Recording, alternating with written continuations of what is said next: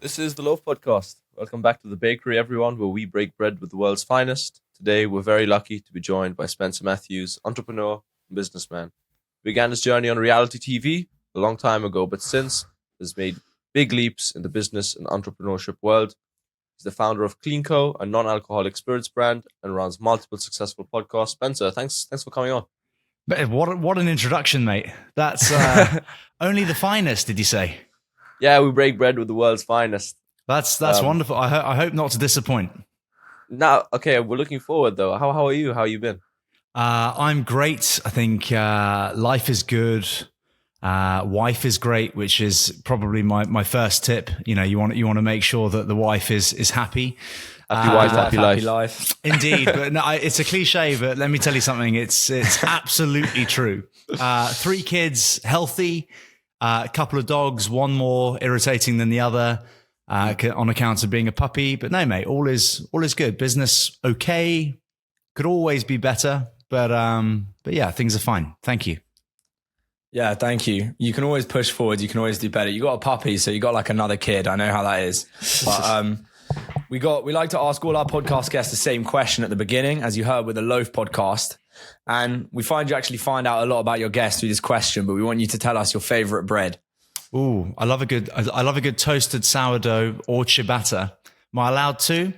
A nice fresh ciabatta is difficult to beat, right? If you toast that, whack some scrambled eggs on it, bit of pesto, heavy salt, bit of pepper. Wow. There's not much. That's a developed answer. Not much beats that. But also the ciabatta is quite versatile, quite good with a burger as well. Yeah, wow. Thanks for that. You've given a nice in-depth answer there. We get our most common answer is actually sourdough. I know. So that's the stereotypical one. I know. Toss that one in the bin then. We'll go with ciabatta. Yeah, okay. Ciabatta, that's good. So back in the bread bin. Exactly. We're going to get right into it if that's okay with you. Of course. Right into the deep end. So we wanted to ask a little bit as an introduction to CleanCo about your own personal story with alcohol and that kind of thing. So I've actually had some struggles in the past myself, not with over drinking constantly, but with controlling the amount when I'm drinking. Yeah. And I know that was a thing for you as well. So could you tell us a little bit about your journey with it and kind of the turning point that led you to make that change? Sure. I drank excessively for many years, kind of thinking that it was fun. Like I only really realized that it was an issue or a potentially very serious issue in my late 20s. I would always look for work or jobs that would treat kind of socializing as a skill, really. So I was a city broker. I worked for ICAP, and I mean, we'd pop out and have 10 pints, and it wouldn't be unusual not to make it back to the office. And then there would be times quite regularly throughout the week where you'd have to entertain clients, and you'd be out in a club until 4 a.m, and then you're back at your desk at 6:30. And it was just this kind of really aggressive cycle where I would almost drink just to feel normal. But at a young age, it all felt like part of the bravado of being a broker, and it was all quite good fun. I managed a kind of nightclub promotional company with my pals. So we were then just living in nightclubs essentially. But all of this, like, I don't regret too much of those times, because it was, an interesting learning curve, and ultimately probably led me to making better decisions today. I drank kind of, it began to create problems with my personal life. It began to create problems at work. And it was also creating problems with my family, which I think was particularly important to me. I noticed that I was being trusted with less. My dad in particular would not include me so much in like the family discussions. We're a very close family. We like to think we help each other and try and progress the family kind of together. And I was turning into kind of the real black sheep of all of that. Right. I was just being left out of stuff, and just wasn't, my brother would raise his eyebrows whenever I'd have any kind of suggestion to do anything. And I was beginning to feel like, well, a bit of a loser, for lack of a better word. Met this incredible woman who's now my wife, Vogue Williams, who really helped kind of change my life. Didn't specifically hone in on any particular element of my life or kind of mistakes that I was making, but just she is wildly ambitious and works incredibly hard. And so it was just the dynamic between us was so different at times that she made me want to be better. And so I'm an all or nothing kind of person, and realized essentially that if I was going to keep my relationship and marry this woman and have children with this woman who I loved, I would need to change my relationship with alcohol. But there was that, and a bunch of other stuff. I was becoming incredibly lazy.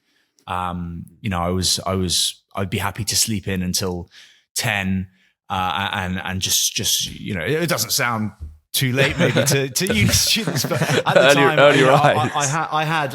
I've always liked the idea of working hard, but I was beginning to drift into a different place where any heavy lifting, any hard work would be put on the back burner, and it was definitely because of my relationship with alcohol. So sorry, this is a really long-winded answer, but essentially, it was becoming detrimental to my health and wellness. I was beginning to look a bit ill, in my late 20s. I was overweight. I was gray, had huge bags under my eyes, and it was just a bit of I had a bit of a realization of kind of like, who do I want to be? Who am I really? Like, am I the person that's happy to day drink and drink on my own in the evenings? Or, do I want to get after life, and do I want to give myself the best chance of being a success like my dad and like my brother and like other people that I admire and respect? So just packed it in. I packed it in. I was sober, teetotal, for about 3 years. Always with a view that, perhaps one day I would have a different relationship with alcohol and be able to moderate and just have, the odd drink every so often. And that's kind of where I am now. I'll have the occasional drink, but it's sort of, I'll never really plan it. I never really look forward to it. It's not really a thing. It's kind of how I imagine most people with a normal relationship with alcohol see alcohol. It's kind of, which is a place that I've worked quite hard to get to. And in that time, obviously I built CleanCo, which is now the largest independent non-alcoholic spirits brand in the world. It's interesting what you said just at the beginning, actually, as well, about how you're always seeking out jobs which would kind of allow you to be drinking. So as a broker, obviously entertaining is a big part of it. You've said in podcasts before, the brokeraging isn't actually the hard part. You just have to sort of tap some numbers in. And I think that self-justification process is kind of a large part of what allows people to stay, like with any bad relationship with a substance or anything else. You're sort of telling yourself it's okay. Yeah. And even going into your first therapy session, for example, you were like, I don't need this. Like, what am I doing here? What sort of things would you tell someone to look for in themselves to get outside of that self-justificatory process? Because I know it can be quite hard to escape from. What sort of things would you tell someone to do to be more honest with themselves?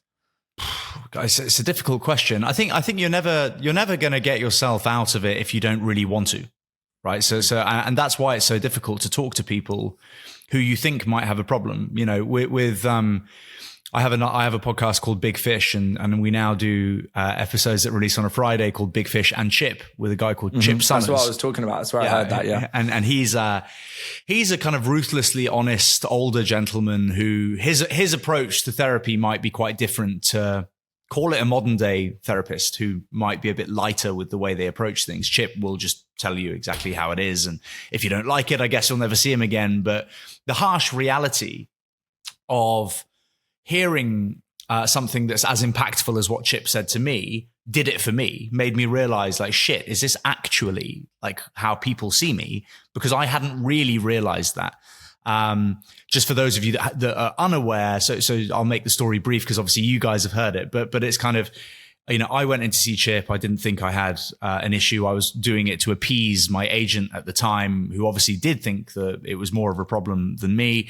Went and saw Chip, and I sat in front of Chip, and Chip looked at me and he went, "Oh, Jesus Christ! Like, do you realize how much you reek of alcohol?" And I hadn't even had a drink that day. I'd purposefully turned up sober, and I was just like, so I thought he was bullshitting me. And he was like, "How many drinks did you have last night?" I was like, 1 or 2. I actually had 1 or 2, right? I wanted to turn up like bright and bushy-tailed for this guy, so that he said to John, my agent at the time, like, there's no issue here. And he literally was just like, "If you're wondering why you don't land the jobs that you really want and stuff, it's because people think you're a waster. Like, you reek of alcohol. It's obvious that you've been out. You don't take your life seriously. You don't take yourself seriously. Why should they take you seriously?" And I was just like, okay, then. And we had like a really good conversation, but I respected the honesty. Now, some people won't take well to honesty. Most people who drink too much probably know they drink too much. And if you know you drink, if you put it this way, if you think that you might have a drinking problem, you probably have a drinking problem. People that don't have drinking problems don't question whether they have a drinking problem. It's kind of, it's a non-starter. It's a non-issue. People who do have a drinking problem, Chip's advice is to kind of turn it back on yourself almost and say, like, I'm a bit worried for you. Like I feel like if I'm going away for this week or something, I'm worried for, instead of kind of you have a drinking problem, which of course could be quite aggressive. But I don't know. Listen, I think sorry, to answer your question, I think people should just be honest with themselves. And it kind of depends what you want out of life. I've come to realize, and I know, again, it's a bit of a cliche, happiness is really valuable. Like if you can find happiness, that is a really valuable thing to have. I asked all my guests on Big Fish to define success, and they don't all say happiness, of course, because it's in many ways a slightly lame answer, but it's kind of, it's sort of true, right? Like if you're a billionaire who is miserable, are you really successful? Like on paper, sure, but like your life is being spent, in a way that you're probably not delighted with. Same goes for health.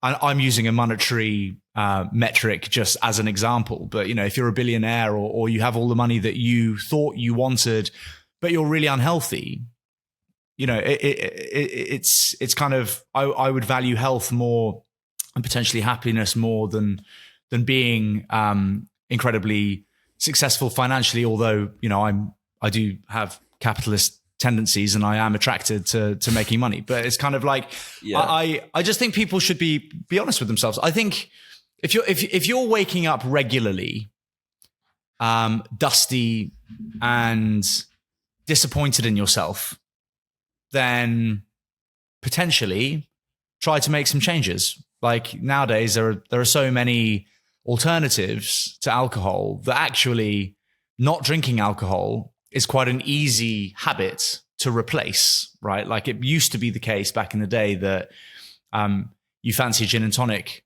The closest non-alcoholic alternative would have been a glass of tonic water or sparkling water or a Diet Coke. So there's a big compromise.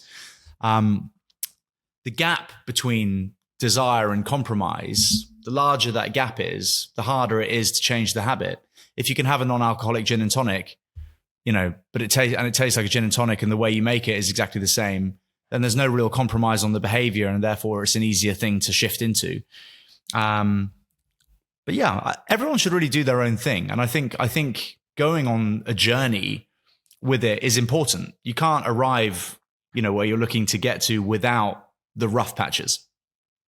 Sure. I mean, do you think that alcohol is always a problem? I mean, do you think if I, for example, have a healthy relationship with alcohol, then it's okay for me, this is a hypothetical, but okay for me to get drunk 3 to 4 times a week? Or do you think that can still become quite an issue there? I think if you're getting drunk 3 to 4 times a week, then you don't have a good relationship with alcohol. Okay. But that's just my view. And listen, I don't want to preach about alcohol, I think it's fairly common knowledge that, alcohol is not good for you. There are no positives to alcohol. I'm not some health guru. I will have a drink every so often. I'm not anti-alcohol, and neither is CleanCo. We're here as a business to offer an alternative to people that want to drink less or not at all. If you're perfectly happy, how old are you, Lucas? I'm 21. I know that it's you probably weren't talking about yourself, but if you were, you're 21 years old. If you want to go out and enjoy yourself, and I do drink a lot. I know in uni it's very difficult, to be fair. Dude, when I was 21, and this is not supposed to sound patronizing, I was hammered all of the time, like literally all of the time, right? And I'm definitely not here to say, people shouldn't be drinking. I think everybody needs to go through it themselves. You probably are able to drink far more at your age than I can at my age, and it just go straight over you, and you probably don't even feel hungover. It doesn't really matter. Like, the obvious things to say are that, alcohol's a toxin. It's not good for you. There's no positives to drinking alcohol, right? So it's kind of, but like, I think people know that it's similar-ish in a way to smoking. Like, people are aware that smoking cigarettes isn't good for you, but people smoke cigarettes, and that's fine. If you want to smoke cigarettes, smoke cigarettes. I think it's really important when discussing this stuff not to ever tell people what to do, or not to ever be preachy with it, but to just offer cool and interesting and accessible alternatives for those that are looking to kind of bend their drinking habits. But it would be difficult to, as an example, if my wife was getting, I think there's a difference as well, by the way, to drinking and getting drunk. Like as an example, if you pop out and have a couple of bottles of beer with dinner and go home and go to bed, you're getting drunk is quite a different process. And being drunk, I would argue, is not that fun. I think the process of getting drunk can be quite fun, I suppose, and like going out and enjoying yourself with your friends. Being drunk is not that great, I don't think. I've never heard anybody in my life wake up hungover and say, "I wish I drank more last night." Right, so it's kind of like it's kind of, I don't know, mate. It completely depends, and I know lots of people who are very successful. And I use that word success because I'm quite interested in how people define success, as you might know from listening to Big Fish. And it comes in all different shapes and sizes. But I think it's an interesting word for that reason, right? Because everybody has their own view of it. But I know a lot of people who would be considered by most to be very successful. How do you define success for yourself? But just quickly, so I'll tell you. But just quickly, Sure, I know a lot of people who would be considered by most to be very successful, who drink a lot, who would have several drinks every day, right? But they are family men who run enormous businesses, who are great fathers, who are presents, who are able to provide whatever for whoever, and they're brilliant people. So it's kind of, again, not at the risk of sounding boring, I'm not suggesting that people shouldn't drink alcohol. Most people that drink CleanCo also drink alcohol. It's an alternative, and they should be able to coexist. How do I define success? Being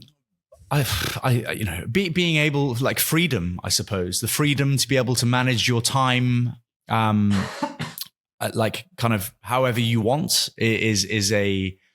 I'm not at the level where I can do whatever I want whenever I want. Obviously, I enjoy working. I love working. I think even if I,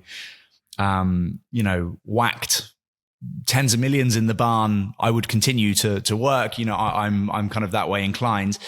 But no, I suppose being able to spend quality time with your kids, having love in your household and your family, being financially, comfortable in the sense that, you're not struggling, I suppose. I would deem that to be a degree of success, and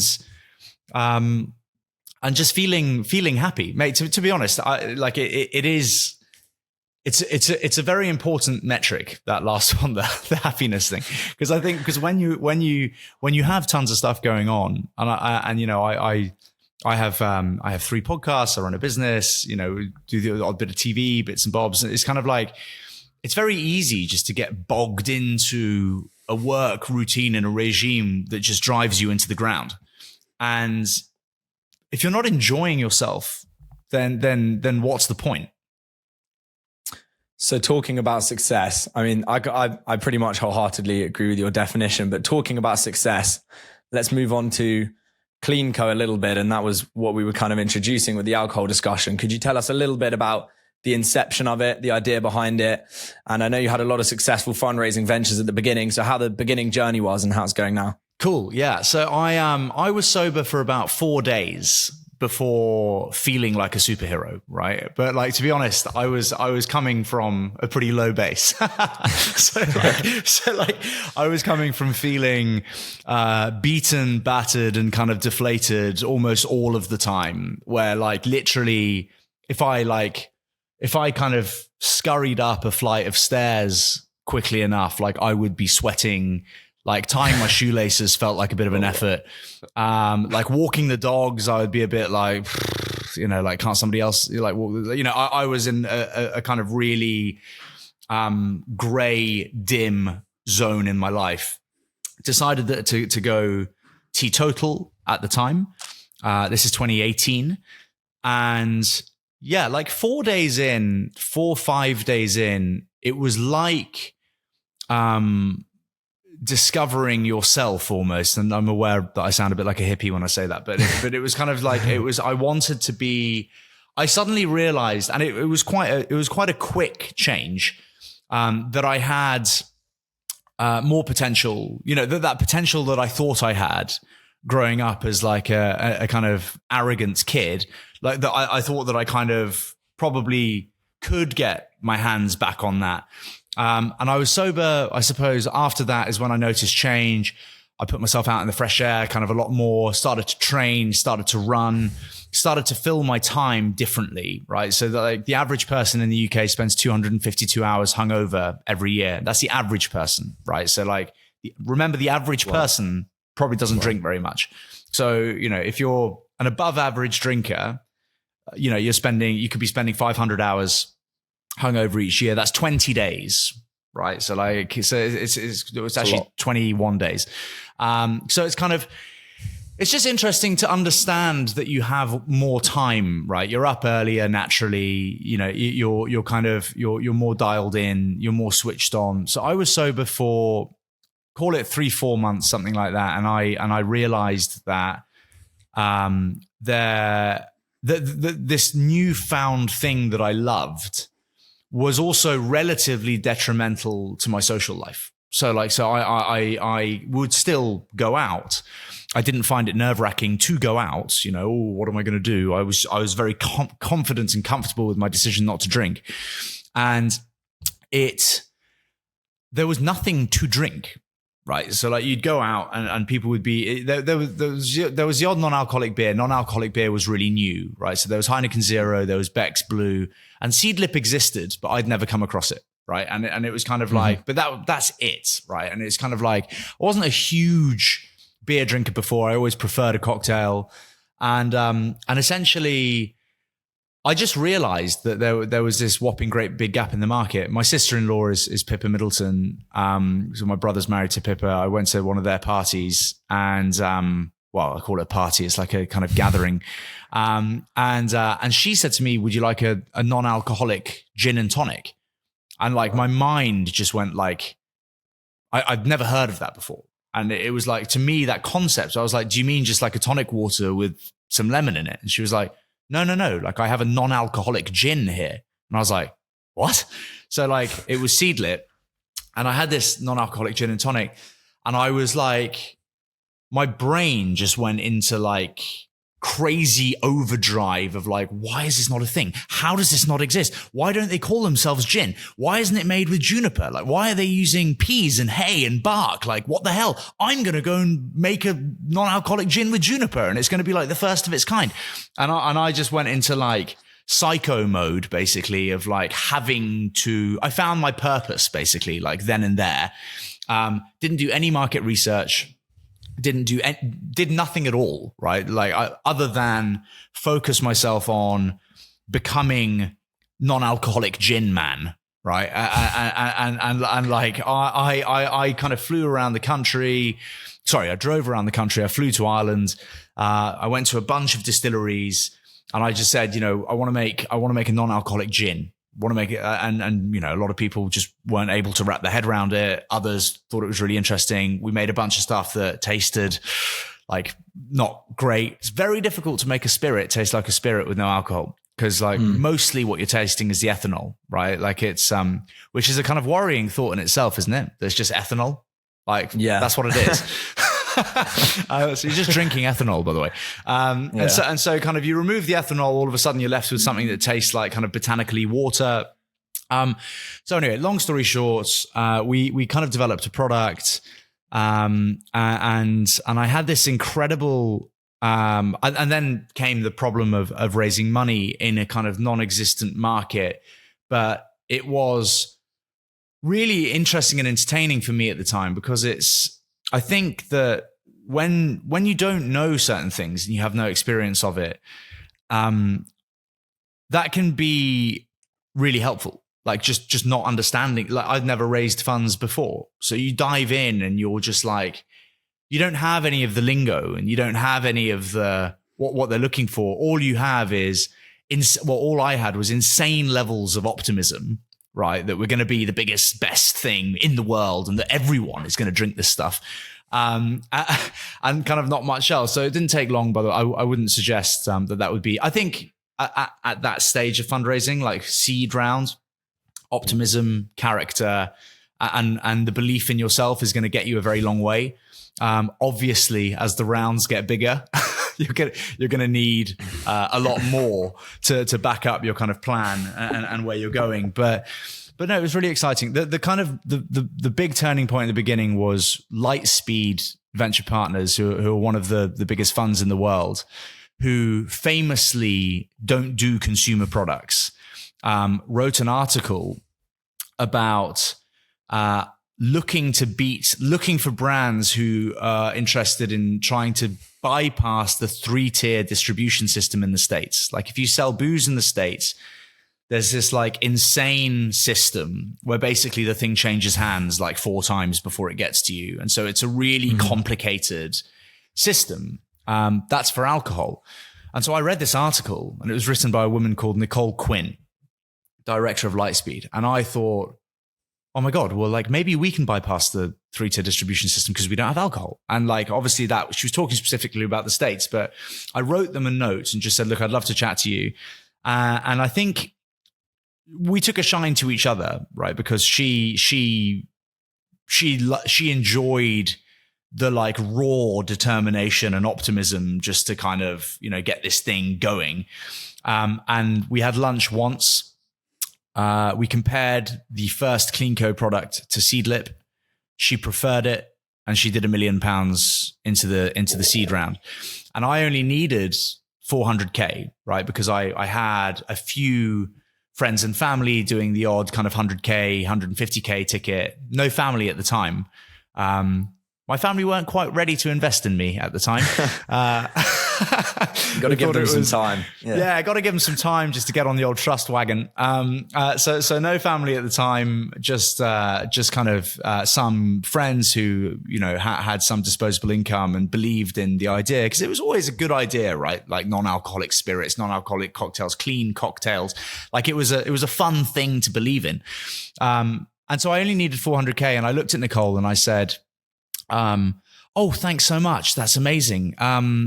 I'll just take 400 if that's okay, because that's all we need at the time.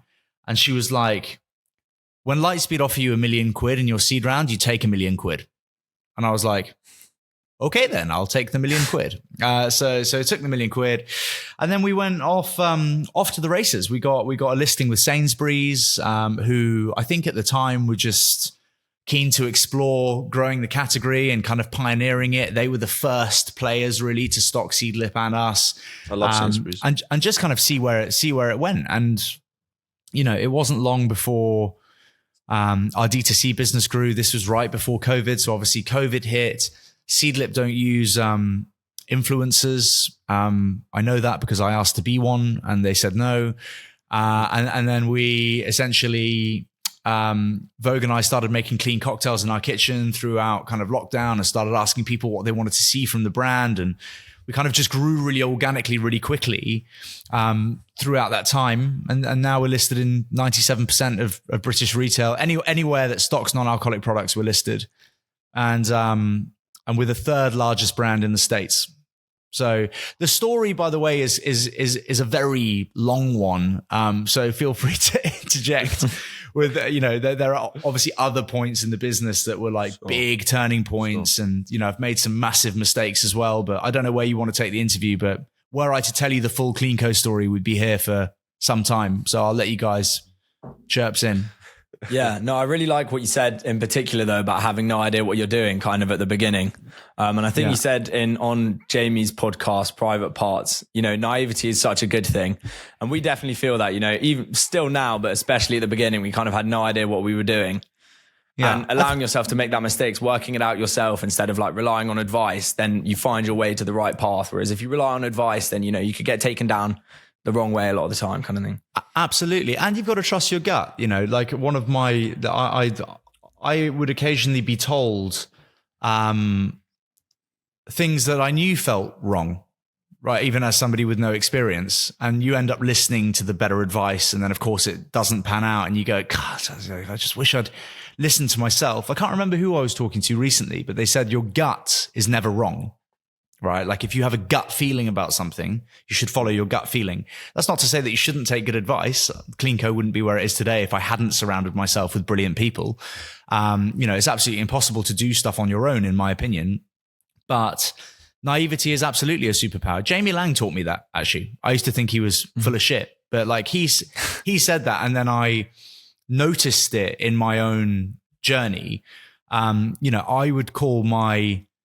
would have called it like bullish nature, but actually it's just naivety. Like I would call a bottling company and say, right, so when can we get these bottles? We need 50,000 bottles. And they'd be like, there's a 18-week lead time for that. And I'd go, 18 weeks? Like, what are you talking about? I'll drive up with a van and pick them up. And then we'll come to like, how can we get around this 18-week thing? And they were like, well, and it kind of stumps people, right? Because like a normal person that you hire would just go, right, okay, what's the lead time? 18 weeks. Okay. And then they just budget and plan for an 18-week lead time.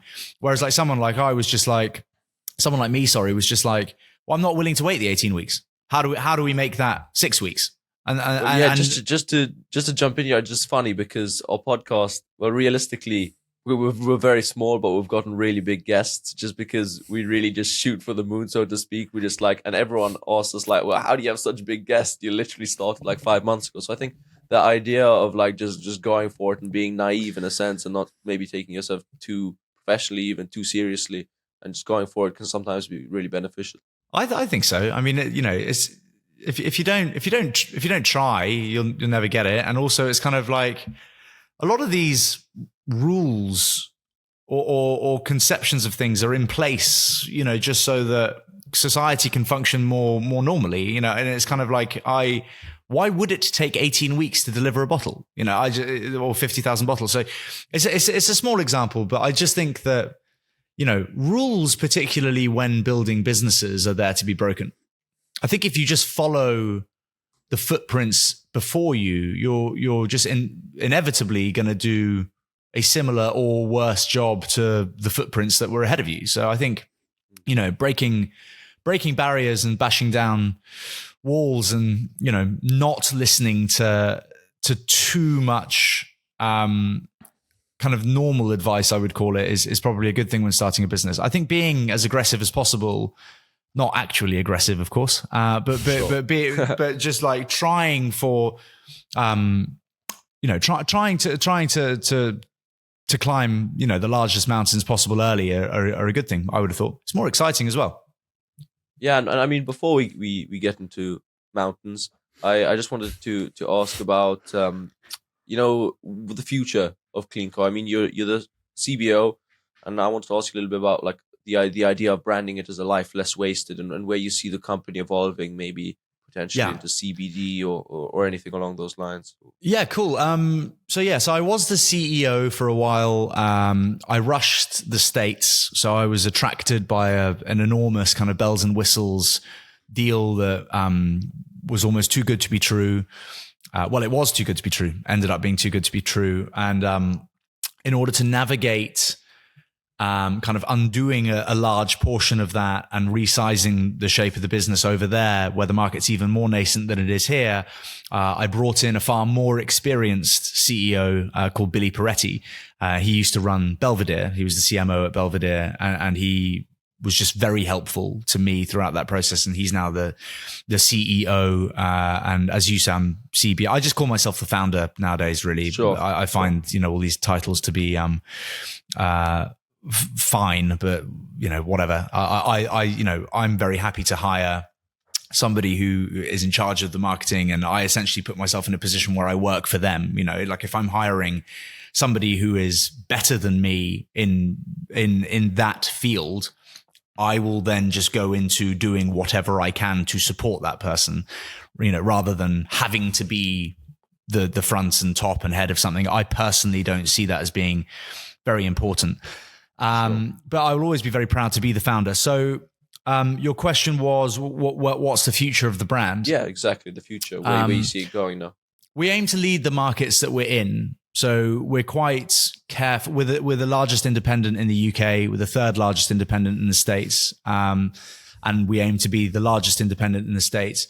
You have to consider shelf life with these products. So if you're an alcohol brand, you would look for more explosive growth, I suppose, because it matters less about selling wholesale and being on shelf in numerous locations in numerous territories. With us, and a mistake I feel that some of our competitors have made is to grow that top line as quickly as possible. They've just blasted out to as many people as who will buy the product as possible without the real marketing resource to support the listings. And what happens after 12 to 18 months, 18 in our case, 18 plus, but 12 for others, the product will rot, and I'm assuming you'll be delisted from that territory or those stores. So we have a very targeted view that we want to be in complete control of where we are, and we want to lead the markets that we're in. I think at some point, as the market grows and develops, which it is doing, particularly in the States, we want to maintain our position and just grow the brand and penetrate more slowly but deeply throughout the States. We started in 44 states, which is a kind of mistake. It was like being in 44 countries, and this is where I brought Billy in. It was too much, too difficult on the kind of cash and the size of the business that we were to support that. So we're now in 5 states. We retained the kind of relationship that we had with our incredible distributor, and it's just going to be a slower process, but a more manageable process that actually sees us selling more product, right? Because it's more targeted, more focused. So I don't know. Sorry, again, long-winded. I'm a very long-winded person, but you should blame my dad for that. Once you get my dad talking, good luck. Right, you'll be there for a few hours. So no, we aim to be the biggest and the best, mate. We want to be the leading independent brand in the world, which we already are actually in terms of volume sales. That's the kind of consumer. That's our goal. That's our goal the with the podcast as well. To be the biggest and the best. I think that always has to be biggest and the best. But we want to be the largest non-alcoholic brand in the world, right? I think the word clean is an incredible word. I think describing your drink as a clean drink or a clean cocktail is a much more positive way than describing something as non-alcoholic or a mocktail. I hate the word mocktail. I can't, like, you can't. It's got mock in it. It's not. Yeah. You can't order a mocktail. It's just, I find it bizarre. So a clean cocktail, I think, is a kind of fresher, cooler way to approach not drinking. It fits the healthier habits of the younger generation. And those who are looking to be healthier nowadays, which I think is about 75% of people are actively looking to be healthier, which is great. So it's kind of, dude, it's a simple answer really that I could have given you in one answer. We want to be the biggest. We want to be the best. We'll probably take in like a strategic at some point, just so that we can penetrate, more deeply on a global scale. down the road. And I don't know, mate. It's a very difficult thing to kind of plan for, if I'm honest. Like I would have said when we first started, well, we want to grow the brand, we want to be here in 3 years and then sell for $1 billion. And it's kind of like it's a pipeline-y way of looking at things. I think in reality, businesses and life are a little bit more fluid than that. And you have to understand opportunities as and when they arise and take real time to understand what's best for the business, the brand, the shareholders. Where can this thing get to? Could we be doing hundreds of millions of turnover in a few years on a global scale? And if so, should we keep it? Or do we want to grow the top line as quickly as possible and sell to a large strategic? All of these things are options and well worth considering, but that's exactly what you should do. Just consider them. I think kind of setting yourself very clear plans on kind of exit strategy in particular is premature at this stage for us. I want to ask you very quickly a little bit about what I see as an indirect market competitor and whether you see there's like a threat from that. And that's from CBD drinks. Lucas actually is drinking a CBD drink right now. It's called Trip. Very nice.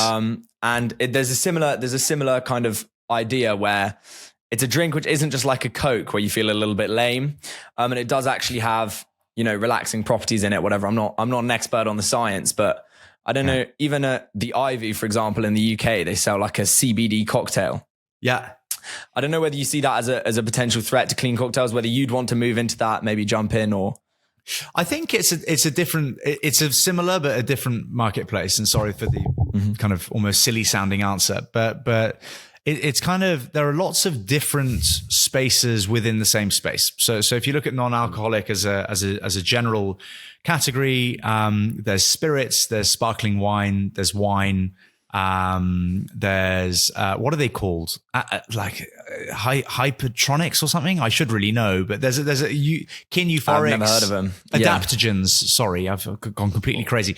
There are adaptogenic properties in some of them. They're all a kind of different vibe, and it's kind of, and then there's beer, of course, which is the major one. CleanCo's kind of core mission, I suppose, is to give you the same sense and experience of drinking an alcoholic cocktail that you already know and love with absolutely no alcohol or any feeling. How would you say that CBD drink makes you feel? Laid, I don't know. It's sort of, if you're in a high stressful situation, it can help you lay back a little bit. And otherwise, I don't know. It's just that kind of feeling of relaxation that you might get from one drink, but it never goes any further kind of thing. You never get drunk basically, but you might, be a little bit stressed, be a little bit less stressed. Sorry. Yeah. I mean, CBD, I'm no expert on CBD. It comes from cannabis, correct? Mm-hmm. Not exactly. I think, well, to be honest, as like Ollie said, we don't know the science, but I think it might be an extract, but I don't think they would sell it if it was like... No, well, there's two active components in weed, basically. The THC is what gets you high, and then the CBD is the other component, and it's basically just one of the two, so they extract what's considered the illegal part, basically. Right, the THC. Mm-hmm. Yeah.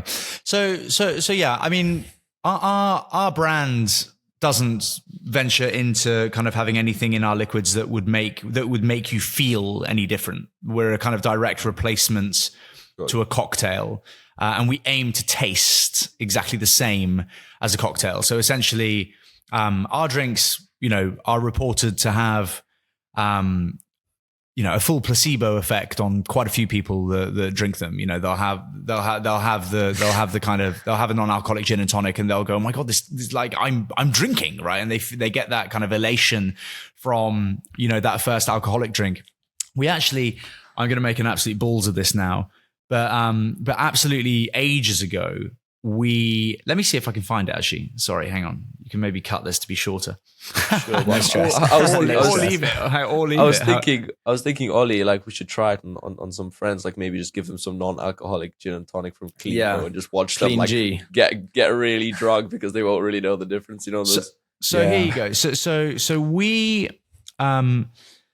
strapped. I think you'll be able to tell that I'm not a scientist from the terminology that I'm about to use. Strapped. But we basically strapped a device to the heads of a few people to measure the sensory response to drinking a full strength gin and tonic and a CleanCo non-alcoholic gin and tonic. And we didn't tell people we just told people that they were drinking gin and tonics. Essentially, we didn't say that some of the options were non-alcoholic. And we've got a little thing here. Not only that, but the study found that the pleasure increase after drinking the non-alcoholic drink was even higher than the full strength one. The CleanCo gin alternative provided the greatest average brain pleasure increase, 36%, with every sip of the drink, followed by Gordon's 30% and Cedar's 28%, which was a difference. But like the fact that you can drink a Cedars, which is a competitor of ours, and it gives you a pleasure increase of 28%, which is very similar to Gordon's, which, by the way, is 40% proof at 30%, but CleanCo giving you a 36% increase. I mean, all of that doesn't really mean anything other than the fact that your brain is doing a similar thing to you and your cognitive response when you're drinking a CleanCo than you are a Gordon's. And that is... I found that. I mean, we ran that test like years ago, but I actually think that that's quite amazing because obviously, again, I'm not here to bash alcohol, but the effects of having a few Gordons and tonics will have a very detrimental effect on your sleep, on your skin, on your mood. If you're an anxious person, it'll make it worse. If you're, whatever. So it's kind of again. I agree. I mean, I was alcohol. probably joking about like giving friend like the non-alcoholic drink and seeing if they notice the difference. But I do think that we would see effects, and if you don't tell them that it's non-alcoholic, they would start to act a bit more quote-unquote drunk. We had a friend of Vogue's who was round here once, and she's partial to a drink. And she was kind of well on her way, right, to being quite loud and just generally quite disruptive to, it was quite funny, I suppose, but not really to kind of like to the kind of general atmosphere. And she was drinking gin and tonics, and past when she started to get quite drunk, I started just making her clean gin and tonics and without telling her, and she didn't notice, and kind of gradually just got like more manageable. And she obviously thought she was having like the time of her life, and she woke up the following day and was just like, oh my God, like I feel like so much better than I thought I would. It's like, well, yeah, you weren't drinking really. Great. Sorry, just to move it on because I'm also aware of the time, but your new documentary, Finding Michael, and I mean, it came out on Disney Plus, and I think it was pretty big in the UK for sure. And I met Bear Grylls actually. I invited him to the Oxford Union, and I know that he encouraged you not to go past base camp. And anyway, in any case, he was very involved in the project. He came with you, and he knew your brother. And I was just wondering what that experience was like, meeting Bear and being there also with Nims Purja, and what it's like working with legendary figures like that. I mean, I'll always look back at making that film as, one of the most special, I was about to say projects, but times in my life, sure. Just like the experience of, working with them was incredible. I've always had a huge amount of respect for Bear. Bear is, he honestly is a really wonderful man. He's a great guy. Yeah. Always been very kind to me. If you've seen the film, you'll know when we first met. I was a kid at Eton, and he came to talk, and he referred to himself as being the youngest Brit to summit Mount Everest. He used the word summit, which, if you're being a pedantic asshole, which I was, it's not that wasn't strictly true. My brother was the youngest Brit to summit Mount Everest. He was the youngest Brit to climb it. So did you correct him? I did correct him. Yeah. I put my hand up and said, hey, have you heard of Michael Matthews? And he was like, yeah.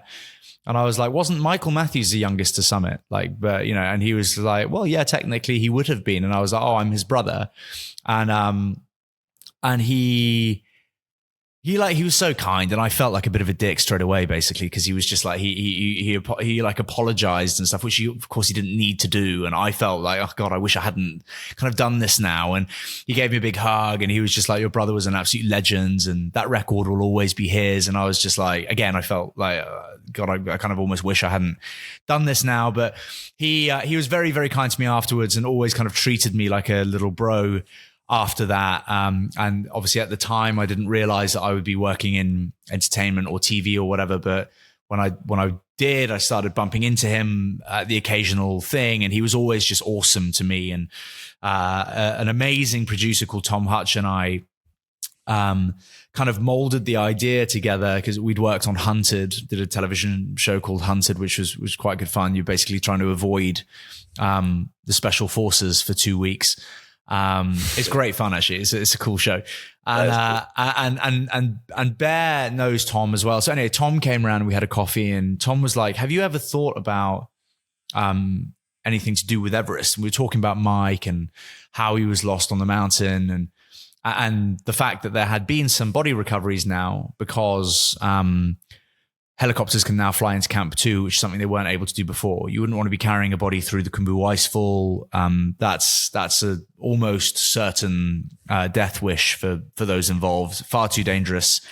So being able to chop the bodies out was amazing. It was a big development, because you can bring the bodies down to Camp 3, Camp 2, and helicopter them out.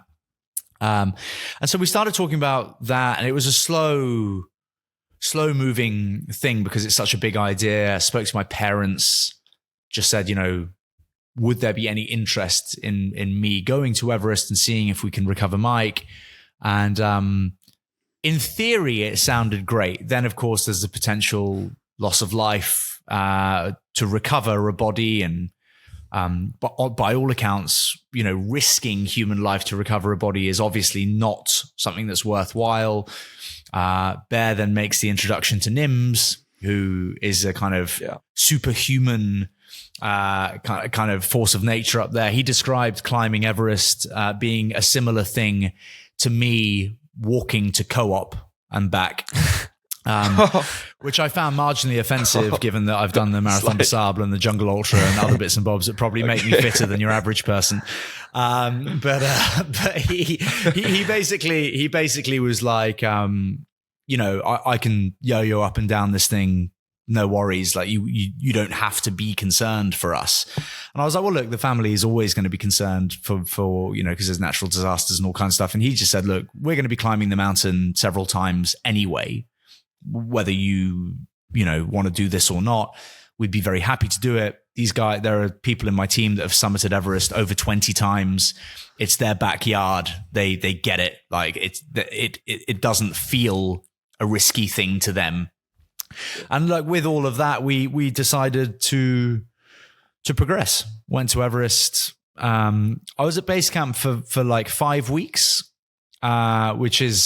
it's a really long time to be at base camp. So basically, Everest base camp is just shy of the height of Kilimanjaro. It's like 5,000, isn't it? Or right? Yeah, it's 5. Is it 5,3 something? I should know this obviously, but it's a while. Hang on, let's have a look. So I shouldn't really be researching stuff in the middle of an interview. That's okay. That's okay. 5,364 meters. So pretty high, like you're significantly higher than Mont Blanc. You're a very similar height to Kilimanjaro, and you're living there for kind of 5 weeks. It's actually really funny. You're kind of, if you spring out of bed quickly and you like walk to the sink that we had outside, this communal sink quickly, and you brush your teeth and you walk back to your tent, you'll be like really out of breath. Like the air is really thin, and it's kind of like you don't do much. Like you wouldn't be going like exploring, say, and like running around, and like it's not really like you don't move much for 5 weeks, which for me is a bit of an issue. Sorry, I keep just pivoting off the question. So working with Nims was really interesting. His physiology is insane, right? Like these guys can climb Everest with no oxygen. They on the second search, they pushed from base camp straight to camp 4 in a single push. Which to anyone listening it's a huge deal. It's an enormous climb at alarming altitudes. Then they spend one night at camp 4, then they're up and summiting and yo-yoing all over the place. They're like incredible people. Working with Bear was a complete kind of honor and a pleasure. He exec produced the film. The film is one of the only projects, that CleanCo, the film, and maybe a couple of other things are the things that I professionally have really cared about. Like I was so invested in this film that it's probably the only time I've really cared about the public response to something. But fortunately, I was very touched to see that people, love the film. But yeah, Tom Hutch messaged me just now, actually, whilst we were speaking, which is completely bizarre. What a quiz. He's obviously his ears are burning. He's the other exec. Yeah. I think the thing why it got such a good response, and personally why I liked it so much, is kind of how you deal with grief. And I think a really good way in the documentary, and kind of how you're walking back through his steps and all that kind of thing.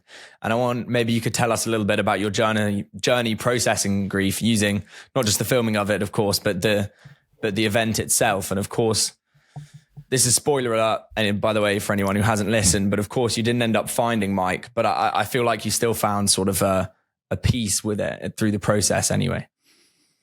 Yeah, I grew up in a very loving family, and by all accounts had a phenomenal childhood, kind of full of adventure and interesting places. And but my dad was quite a stern kind of northerner. Like weakness was very much like discouraged. Crying of any kind would be seen as very weak. And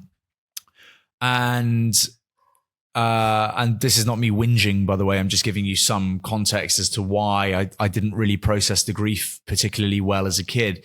I kind of, if we'd fall off our bikes or whatever and like really hurt ourselves, kind of like gritting teeth and kind of pretending that it didn't hurt was like the only option in our family. I would essentially be punished if I showed any weakness. And I know it kind of, in today's world, that sounds like bad parenting almost, but actually I don't see it that way. I'm quite happy. I was brought up that way, although I probably would loosen the reins a little bit on my own kids. And it kind of led me to not be so sure about how I could show that I was upset around that time. I was 10. I remember coming up to my parents' bedroom, and they were both kind of stood there and they said, Mike is lost on the mountain. And I just said, well, like, cool, let me know when you find him. I was a 10-year-old. And they were like, no, this kind of thing doesn't really happen. And, this is very bad news. We might never see him again. And I just didn't believe that. Like, I was like, whatever, like my brother's a superhero, like, you're wrong type thing. I just didn't process it. And then enough time passed where it just became a reality. Attended the memorial service, and part of me, even then, because there wasn't a body, I was like, didn't fully believe that he was dead. Took me a long time to realize that I was never going to see him again, basically, by which time you haven't really processed the grief, because it didn't hit me as it would hit you if you were 35, because your brain obviously can process it much quicker. It becomes a reality. It's sudden. Like, that you've heard something from a reliable source and it's over, whereas as a kid, you've got more whimsical, more fairy tale-y, thoughts, I suppose. So just wasn't able to, and I was always unsure as to whether or not it was okay for me to cry about it. Like I wasn't clear about whether or not the pain I was feeling was all right for me to show. So I was a very kind of, I suppressed a lot of emotion around that time. And it's led me to be quite a black or white person. When issue or a problem is presented to me, both in my personal life and my business life, I look at it and I go, well, what's the quickest way to solve this? Let's do that. Bam. I don't dwell. I'm not an emotional person in that regard. I don't sit around thinking like, how is this going to affect me? I'm quite rough with my own thought process. So yeah, I just wasn't sure how to process it. And as a result, I never really did. Like, we remember him on his birthday, obviously, and we would make speeches about him at dinners that we would have as a family, and we've got photos of him all over the house. And I would use him as a force for good in my life. I think death divides us. I think some people, and neither is right or wrong, some people dwell in kind of misery almost when a loved one dies, and that's just their way of grieving and dealing with things, and that's absolutely fine. Others, I use Mike when I do kind of, using him is probably a bit of a strong thing. I feel closer to Mike whenever I'm putting myself through these ultra marathons that I do, and I raise charity. I raise money for the Michael Matthews Foundation. But when I'm depleted and when I'm really at the end of my ability to function almost, and I'm starving and freezing, and there's 30K left in the day to cover, he's who I turn to. So I kind of feel helped by him. I feel close to him. I feel like I'm doing something that might be making him proud. It makes me feel like a bigger, stronger person than perhaps I would be had he not died. So I try to use it positively, to do positive things in his name for children. But I think it's what was the question?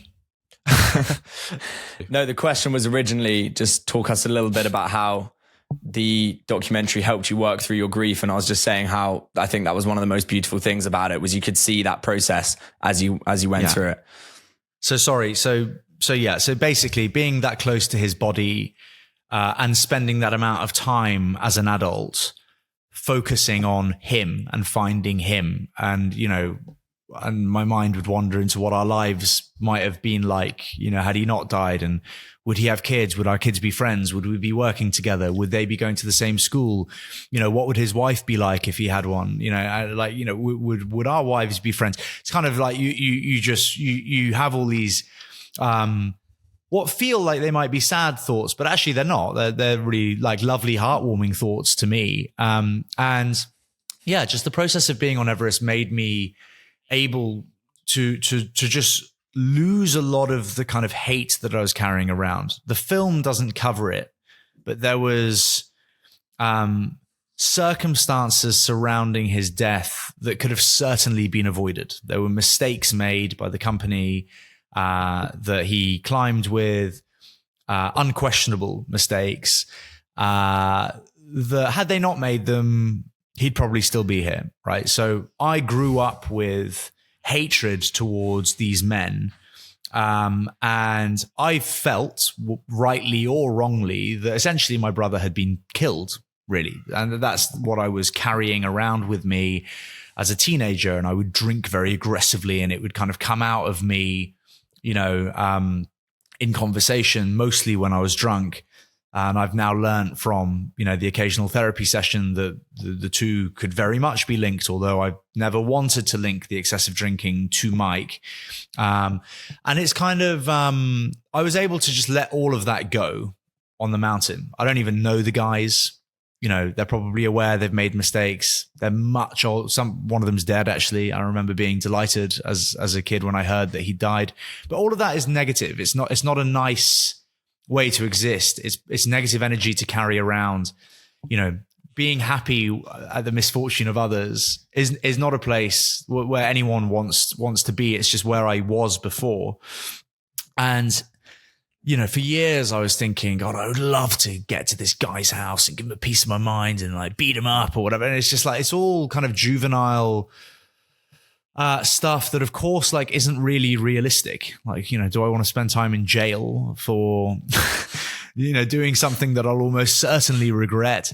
And the mountain kind of taught me just to let go of a lot of that. And the mountain is a very difficult place to exist. It's a very difficult place to live. Humans aren't supposed to function at that height. Mistakes happen. People make mistakes. People die. And I was able to just really let go of the bad energy that I had towards his death and understand it more.